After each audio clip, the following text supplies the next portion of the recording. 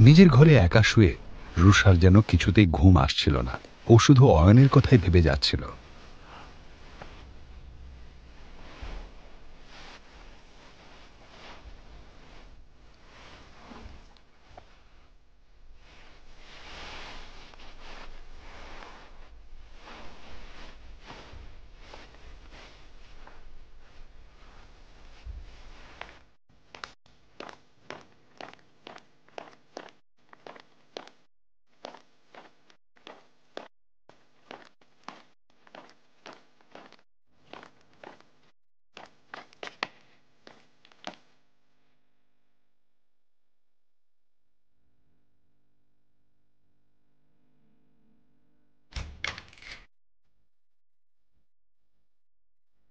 তুমি কিছু লাগবে নাকি তোমার? রুষা উত্তর খুঁজে না পেয়ে এদিক ওদিক দেখতে থাকে। অয়নের চোখে চোখ না রাখার হাজারো চেষ্টা করতে করতে রুষা নিজের মনে মনেই বলে, হুট করে কিচ্ছু না ভেবে অয়নের ঘরে চলে তো এলাম, কিন্তু এবার ওর প্রশ্নের কি উত্তর দেব? আসলে আমার ঘরের লাইটটা না খারাপ হয়ে গেছে। ও, আমি এক্ষুনি গিয়ে ঠিক করে দিচ্ছি। না না, তার কোনো দরকার নেই। রুষার এ আজ হলো কি? ওর ব্যবহার আজ যেন ভীষণই অন্যরকম। অয়ন যেন কিছুই বুঝে উঠতে পারছিল না। আর অয়নের এই থতমত রূপ রুষা এর আগেও বহুবার দেখেছে।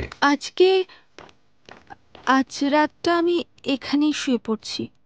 ঠিক আছে, তাহলে তুমি এখানে শুয়ে পড়ো, আমি বরং তোমার ঘরে চলে যাচ্ছি।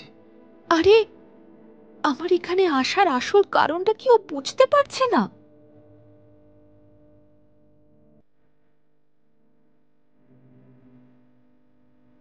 আমরা একসঙ্গে এক ঘরে ঘুমোলে কি প্রবলেম?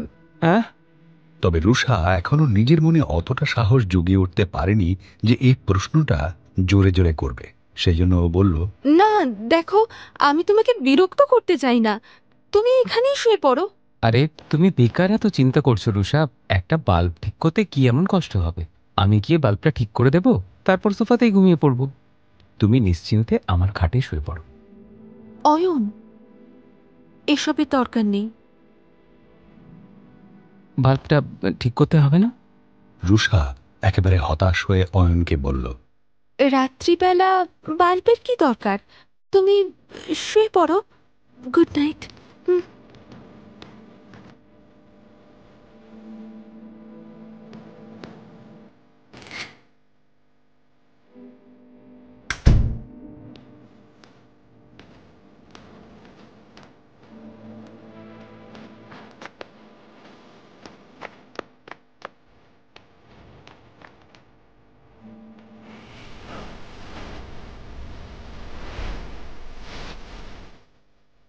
আমার মতো বোকা মেয়ে পৃথিবীতে আর একটাও নেই। কেন মরতে যে অয়নের ঘরে যেতে গেলাম?